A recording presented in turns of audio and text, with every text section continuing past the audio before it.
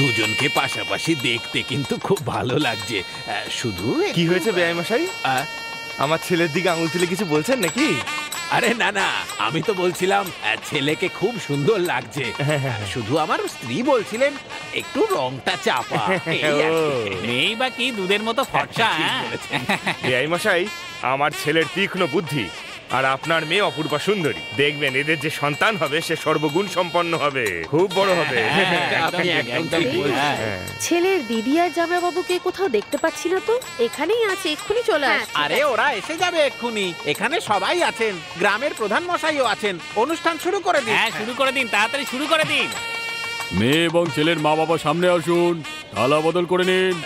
রামকুমারের ছেলে গণেশকে নিজেদের জামাই হিসাবে মানেন, আর সুরেশের মেয়ে প্রিয়াকে নিজের পুত্রবধূ হিসাবে মানেন। এখন দুই মেয়ে মিলে নিজেদের মধ্যে থালা বদলান।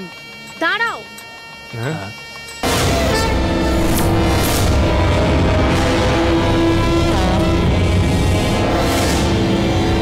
এসব কি হচ্ছে?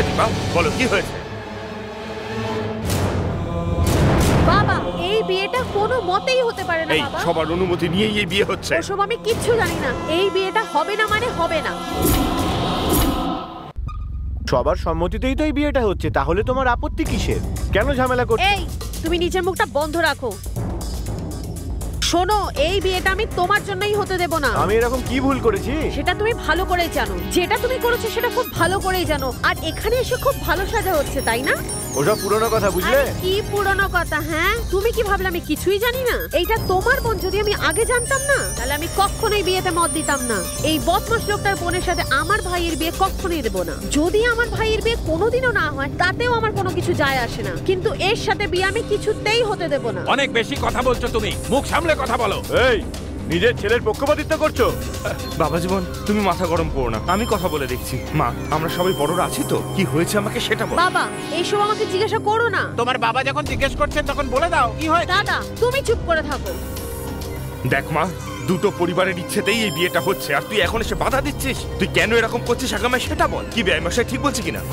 মানে আমার কোনো দাম নেই? তোমার কাছে এরা বেশি গুরুত্বপূর্ণ? তোমাদের সাথে আমি কথাই বলতে চাই না। তোমরা এদের সাথে সম্পর্ক রাখো। এই যে শোনো, আমাদের এখানে থাকাটা ঠিক হবে না। চলো। আমাদের কতটা অসম্মান করলো দেখলে? আমরা এখানে আর এক মুহূর্তও থাকবো না। চলুন বাবা। আরে শোন বাবা, তোর সাথে বাবা জীবনের সাথে কথা বলেই তো সম্বন্ধটা করেছিলাম। হঠাৎ করে মত বদল করলি কেন? আচ্ছা তুমিই বলো, যদি সম্পর্কটা ভালো হতো আমি কি তাহলে বিয়েটা ভাঙতাম?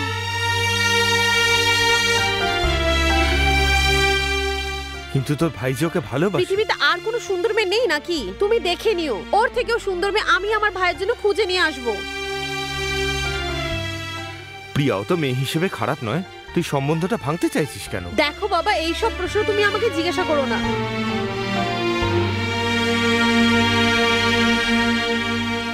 তোর কি ওই মেয়েটার দাদার সাথে কোনো রকম শত্রুতা আছে? বাবা প্লিজ।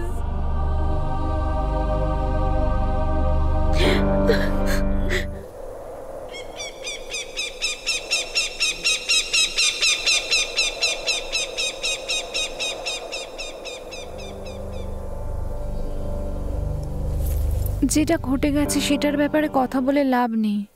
এবার কি করব সেটা ভাবি। চলো ঠিক আছে, এখন বলো কি করা যায়। আমার দাদা কোনো সিদ্ধান্ত নিলে তার পিছনে একটা কারণ থাকে। এদের দুজনের মধ্যে এমন কিছু ঘটেছে যেটা আমাদের বলতে পারছে না। আমি এটা বুঝতে পারছি প্রিয়া, কিন্তু এখন আমরা কি করব? আসলে কি হয়েছে সেটা খুঁজতে হবে। ঠিক বলেছো প্রিয়া, আমরা দুজনে শহরে যাই, সেখান থেকেই আমরা সব জানতে পারবো। আমি যাব না, আমি যেতেও পারবো না। তোমাকে একাই যেতে হবে আর এটা খুঁজে বার করতে হবে। এই কথাটা তোমার প্রেমিকা হয়ে নয়, তোমার স্ত্রী হয়ে বলছি তোমায়। যাই হয়ে যাক, তুমিই আমার স্বামী। থ্যাঙ্কস প্রিয়া, যদি এভাবেই তুমি আমার পাশে থাকো তাহলে আমি সব কিছুর খোঁজ করতে পারবো।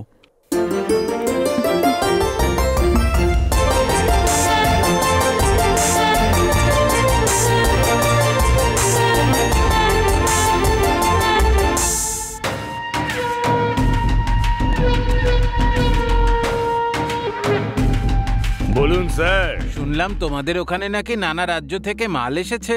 হ্যাঁ স্যার, মুম্বাই, কেরল, আন্ধ্রা, এবার অনেক জায়গা থেকে এসেছে স্যার। মাল ভালো হলেই হলো। আরে স্টেট লেভেল তো কোন ছাড়, ইন্টারন্যাশনাল লেভেলেও বিজনেস করতে পারবে। আপনার আশীর্বাদ পেলে সব হবে স্যার। আচ্ছা আমাকে বলো তো, কেরালার মাল কত করে যাচ্ছে? অন্ধ্রের মাল 50,000, কেরালার মালের দাম হলো 70,000, আর মুম্বাইয়ের মেটেরিয়াল 1 লাখ টাকা। কিন্তু স্যার আপনার জন্য মুম্বাইয়ের মালই কিন্তু ঠিক হবে। জানি তো, সেই জন্যই তো তোমার থেকেই মাল নিই সবসময়। মুম্বাইয়ের জিনিসটা একবার ব্যবহার করুন, তারপর আমাকে বলবেন স্যার। ব্যাস ব্যাস দাদা, এখানেই দাঁড় করো। আচ্ছা হ্যাঁ, এসে গেছি। কত হয়েছে দাদা? 50 টাকা। স্কুলে কারোর সঙ্গে ঝগড়া করবে না। শোনো না, তাড়াতাড়ি করো, দেরি হয়ে যাচ্ছে। জামাইবাবু? আরে শালাবাবু, এসে গেছে। হঠাৎ করে চলে এলে যে? আরে আমাকে বলতে পারতে, আমি নিতে আসতে পারতাম। কোনো ব্যাপার নয় জামাইবাবু, কোনো ব্যাপার নয়। শোন, হ্যাঁ দিদি, মা বাবা কেমন আছে? সবাই খুব ভালো আছে। এই কেমন আছিস তুই? ভালো আছি। ভুলে যাচ্ছিস? ভালো করে পড়াশোনা করবি। হ্যাঁ মামা। হ্যাঁ? কি ব্যাপার শালাবাবু, তুমি এখনো কি রেগে আছো? আরে না, কেন রেগে থাকবো? আপনি যেটা করেছেন নিশ্চয়ই কোনো কারণ আছে। আমার ভাই তো যথেষ্ট বুদ্ধিমান, শুধু মা বাবাই একটু কম বোঝে। শোন, তুই খারাপ ভাবিস না। আরে এরকম কোনো ব্যাপার নয় দিদি। আমার কথা শোন, ওই মেয়েটা খুব ভালো, কিন্তু ওর পরিবার একদম ভালো না।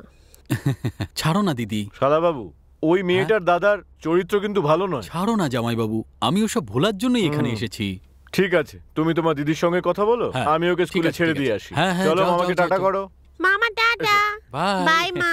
শোন, টিফিনটা পুরো খাবি কিন্তু। আর শোনো, আসার সময় সবজি না মাছ নিয়ে এসো কিন্তু, ঠিক বুঝলে? আছে। শোন, তুই কফি খাবি? হ্যাঁ হ্যাঁ, করো না দিদি। রাধা, আসুন না দিদি। বাজার যাওয়ার জন্য বলছিলে না, বলো কখন যেতে হবে? না দিদি, আজকে আমি যেতে পারবো না, আমার ভাই ও, এসেছে তো।